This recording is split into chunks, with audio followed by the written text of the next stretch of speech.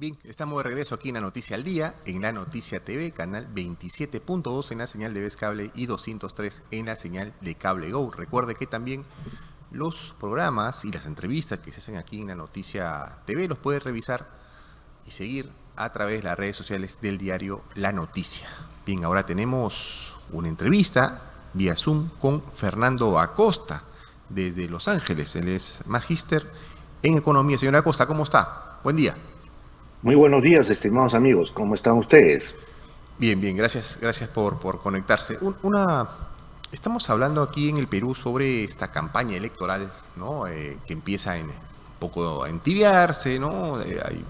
Se habla mucho ya de quienes encabezan las encuestas, está López Aliaga, pero nos olvidamos un poco de cómo es que durante una campaña puede ir moviéndose también el tema económico. Influye, cree usted, desde su experiencia, cómo se va moviendo la tendencia en las encuestas influye en la economía. Por supuesto que influye en la economía, porque todo el mundo está en expectativa de quién va a tomar el gobierno y quién es el posible gobernante, para ver si hace inversiones o qué política económica va a imponer. Lo que nos preocupa es que hasta la fecha no hay una claridad en propuesta económica. Nos dicen que todo el mundo va a respetar la economía social de mercado, que todo el mundo considera que la ley de contrataciones ha afectado y ha generado un proceso de corrupción en el país. Pero de ahí no vas más. Otros nos hablan de cambiar la Constitución cuando se sabe que constitucionalmente no se puede hacer por una asamblea constituyente, sino que hacer un cambio constitucional para que permita haber una asamblea constituyente. Pero la pregunta es, ¿cuáles son las propuestas económicas? ¿Cómo van a hacer para disminuir el déficit fiscal? ¿Van a reducir el gasto? ¿Van a incrementar la recaudación? ¿Va a haber más impuestos? ¿Qué van a hacer con el IGB? ¿Qué van a hacer con las empresas públicas? Hay empresas públicas que lamentablemente hoy están en pérdida. El Serpos y otra empresa está hoy en situación de pérdida. Los estados financieros no están rindiendo lo que querían de rendir. ¿Qué vamos a hacer con el proceso de las eléctricas? ¿Qué vamos a hacer con el proceso de las empresas de saneamiento como Sedapal? Pues todas estas, ¿y cuál va a ser la inversión en capital fijo?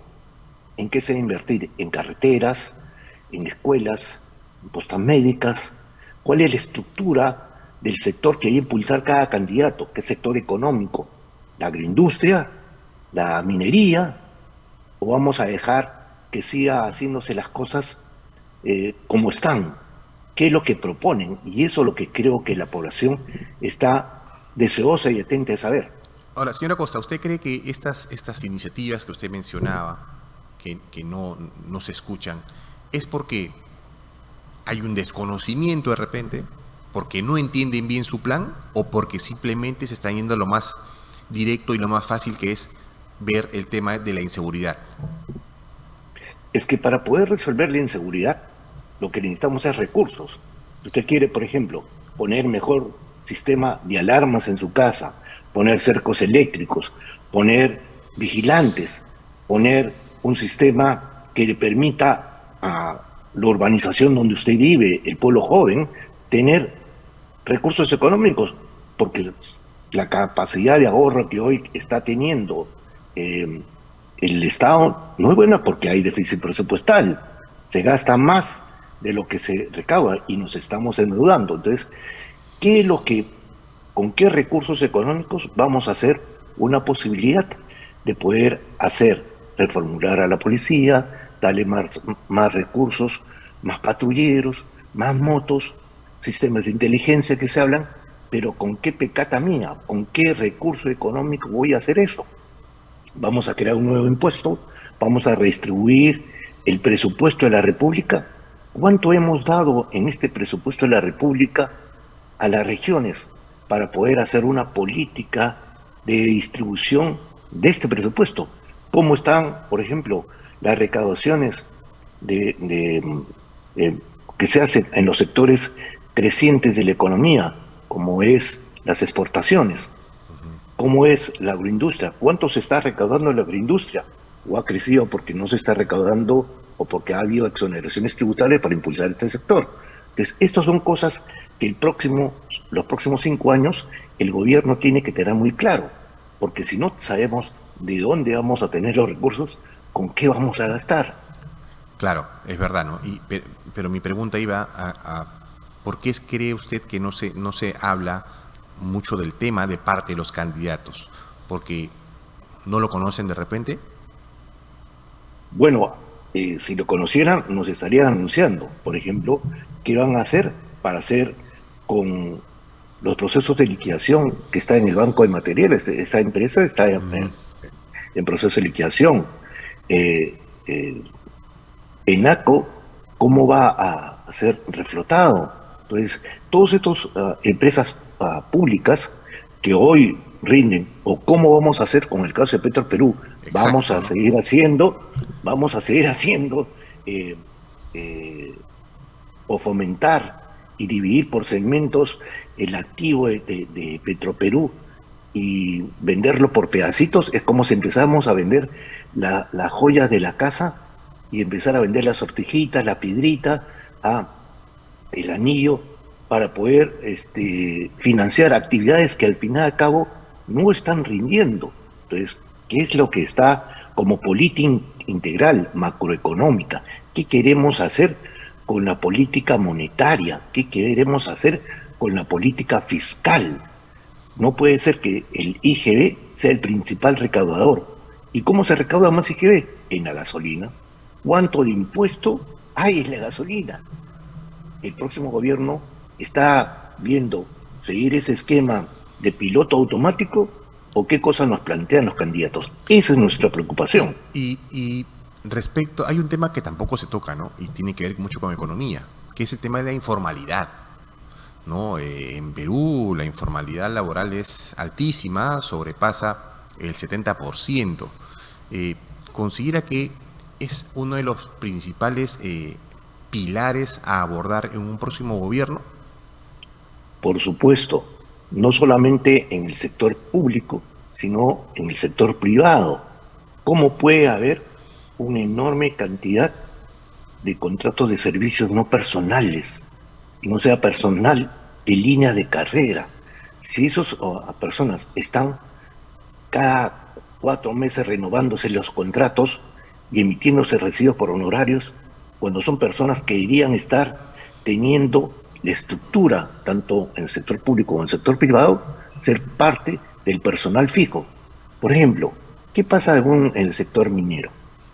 En el sector minero, las empresas mineras aportan a la seguridad social con la retención que hacen a sus trabajadores, a sus mineros, a sus ingenieros. Pero ese aporte a la seguridad social no está siendo destinado a crear hospitales o postas médicas donde está la mina, sino regresa esos recursos para hacer fondos del sistema del sistema nacional de salud, y no se gastan en esas zonas. Uh-huh. Y esos mineros y esos ingenieros contratan seguros privados para atenderse sus familias y atenderse ellos mismos, porque no hay seguridad social. Claro. Cuando este monto debería ser para financiar hospitales de salud en la misma zona donde se recauda. Entonces, esta política tiene que cambiar, porque yo no puedo hacer que estos aportes que dan a la seguridad social se vengan al centralismo limeño y no otorgue el crecimiento para los recursos de la zona. ¿Y qué economía va a recibir el próximo presidente o presidenta? Bueno, una economía que nos dicen que está creciendo en un 3%, producto del precio de los minerales, una inflación que ha bajado. ¿Pero por qué ha bajado? Porque la mayoría de los peruanos compramos productos importados y la diferencia cambiaria ahora ha bajado. Entonces, el tipo de cambio está bajo, como consecuencia, los precios de los productos importados nos han disparado.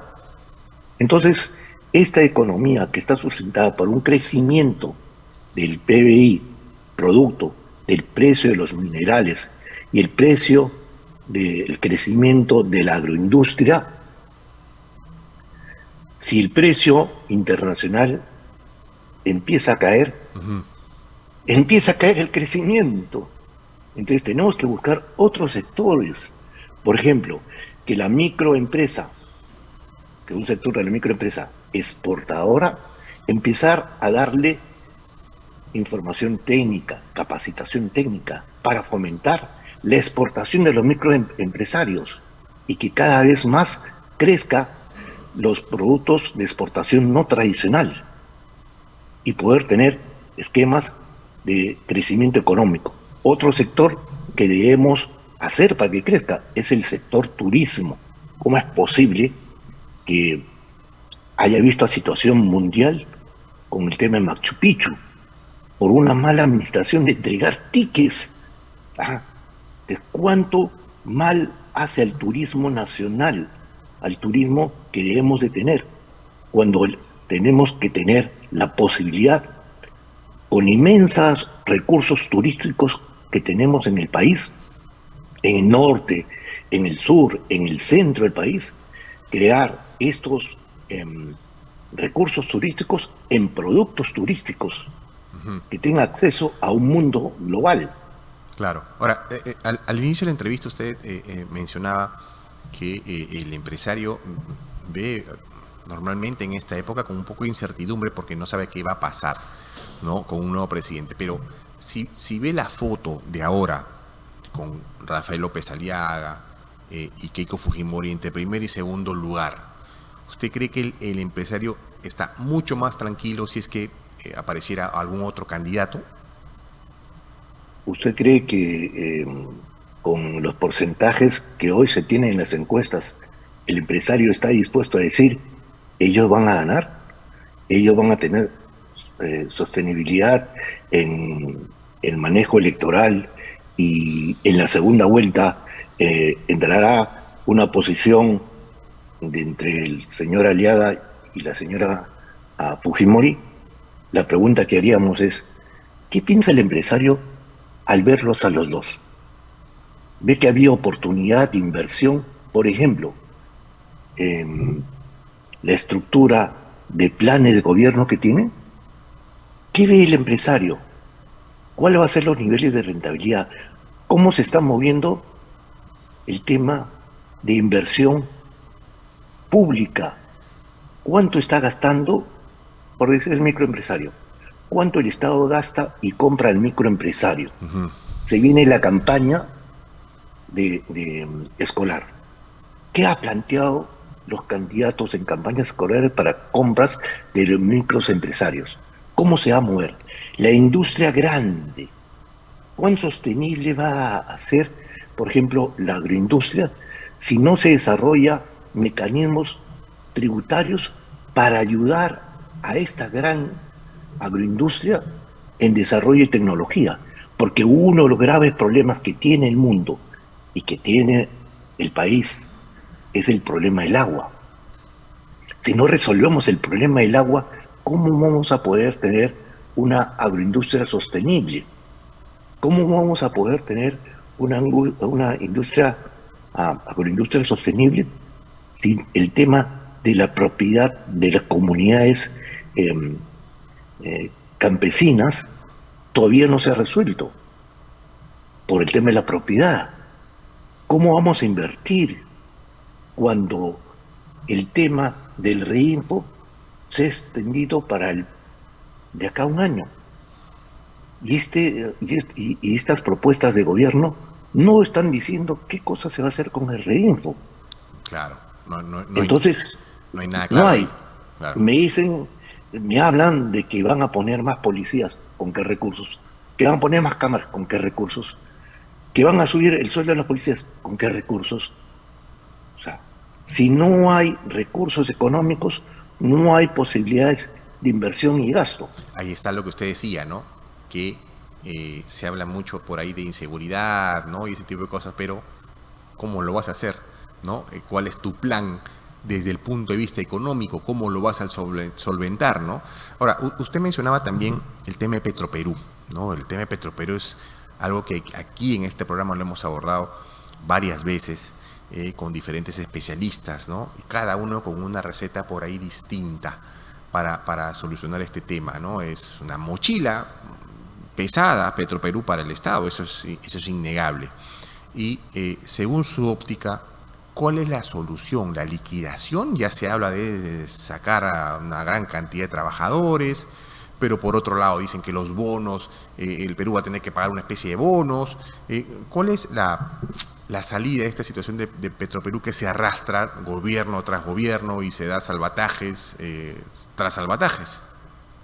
Claro, la situación es de que se está financiando a Petroperú con emisión de bonos, que con esa emisión de bonos está permitiendo darle los recursos a Petroperú.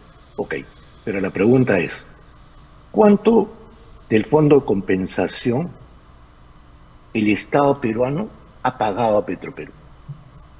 No veamos solamente sus cuentas por pagar de Petroperú, sino sus cuentas por cobrar. ¿Quién es el principal deudor de Petroperú? ¿No es el Estado que no está siguiendo pagando el fondo de compensación? ¿Ah? ¿No es el Estado una cantidad que debe a Petroperú? ¿Ah? Petroperú tiene una de las mejores plantas en Talara hoy de refinación de petróleo. Esa inversión que se ha hecho tremendamente, que se aumentó para tener una de las mejores plantas, ¿vamos ahora a rematarla? ¿Cuánto nos costó? Y vamos a entregar ese activo. Ese activo está ahorita en valor de lo que costó. ¿Cuánto es decir, porque está en deuda? Es una situación de crisis estructural. Desviamos la crisis estructural y ¿qué planteamos, por ejemplo? Hacer una situación, como se ha hecho en otros países, que esta empresa petrolera pueda recibir inversión de capital fresco con garantía del Estado peruano para poder que el Estado no suelte dinero, sino sean privados que coparticipen en esta empresa estratégica, principalmente porque tenemos ahorita una de las primeras plantas en Latinoamérica. Ahora, y ver con una perspectiva de unos 15 o 20 años qué se va a hacer con el factor energético en el Perú. Porque claro, no solamente hoy el mundo se mueve con el petróleo. claro, Veamos ahora todo el tema de la movilidad electrónica, los vehículos electrónicos, y el Perú va a tener que entrar en este proceso. Entonces su propuesta no va por un tema de cierre, sino por un tema de una reingeniería, pero seria, en Petroperú. Claro, con política de Estado claras. Y serias, cuales, ¿no? Claro, y política de Estado claras, en las cuales todos los candidatos a un acuerdo nacional en qué cosa vamos a hacer con las empresas públicas, en una economía social de mercado. Claro, pero digamos que si lo ponemos en manos de los candidatos a las propuestas, estoy seguro que el 90 o 99% va a optar digamos, porque es un tema popular, cerremos Petroperú, ¿no? Por ahí seguramente va a ir la mayoría, ¿no? Ya, pero la pregunta, ¿el futuro gobierno tiene que hacer populismo o tiene que ver políticas de Estado de corto y de largo plazo? Tenemos el caso no solamente de Petroperú, empecemos a mirar las eléctricas, empecemos a mirar el costo de electricidad para las industrias y los comercios y los convenios que se tienen de estabilidad tarifaria frente a la situación que está en el país con la electricidad del hombre común y corriente. ¿Cuánto paga por kilowatt de energía eléctrica un hombre pueblo joven? ¿Cuánto paga por el metro cúbico de agua un hombre pueblo joven? La solución fue otorgar tanques de agua para que bajaran del cerro y darle agüita temporalmente? ¿Cuánto cuesta la inversión de agua potable para todo el país? No, no solo, digamos, para Lima, sino para todo el país. ¿Eso lo vamos a hacer con recursos del Estado o con alianzas público-privadas? Claro, y la receta deberían tenerla clara los propios candidatos, ¿no? Poner en la mesa, oye, ¿sabes qué? Esta es mi propuesta con Petroperú, pero yo entiendo también que muchos desconocen el tema, ¿no? Y van a responder generalidades y capaz sus equipos de gobierno no están centrados en ver temas como este. El tema económico es vital, ¿no? Y queremos cerrar la entrevista también con esta reflexión y lo invitamos a que haga una reflexión respecto a lo importante que es para el elector conocer los planes económicos de cada candidato, sobre todo los que están, digamos, aparecen en las encuestas, ¿no? Es una responsabilidad del elector también conocer estas estrategias económicas que plantea cada candidato, ¿no? Por supuesto. ¿Qué van a hacer, por ejemplo, con el sueldo mínimo vital? ¿Qué van a hacer con el sector manufacturero del Perú? Gamarra necesita una impulsión de tecnología para poder seguir exportando a niveles mayores. El Perú puede ser un hub en todos los software y exportar al mundo software, como lo hace ahora, pero podría ser una potencia mundial en software. Hoy hay productos como el arándano, que hoy se comen en el mundo. Aquí en Estados Unidos se compra demasiado arándano, ¿ya? ¿Qué otros mercados? Tenemos más de 200 acuerdos de libre comercio.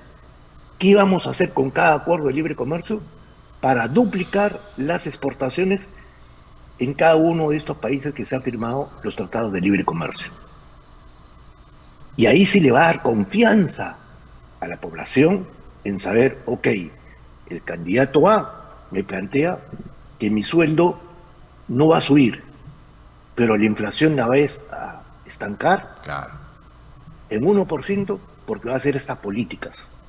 Me plantea que me va a dar seguridad y va a comprar más cámaras, pero no va a decirlo para ganar las elecciones y después cuando ganan las elecciones no es posible que se compren las cámaras. Por ejemplo, el tema del que se discute de las cámaras.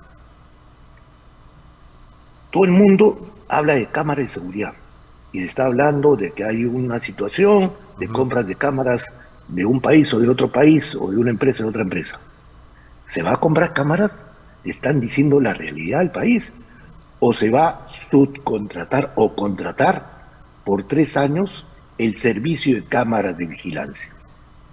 ¿Qué van a pasar después de los 3 años cuando ese servicio de vigilancia está costando millones de dólares? Ya no se tengan, porque se cumplió el periodo de alquiler. Claro. Esa es la política de desarrollo. Hay que aterrizar las propuestas muchas veces, ¿no? Y eso a veces carecen nuestros candidatos. Señora Costa, ha sido un gusto conversar con usted porque nos ha dado una óptica diferente, sobre todo desde el punto de vista económico, respecto a las elecciones. Esperamos tenerlo también en una nueva oportunidad aquí en La Noticia al Día. Con todo gusto, muchas gracias, estimado periodista, y a su servicio. Bien. Para poder comentar lo que se viene en el proceso electoral. Bien, muchas gracias. Estuvo con nosotros Fernando Acosta, magíster en Economía, quien se conectaba con nosotros desde Los Ángeles.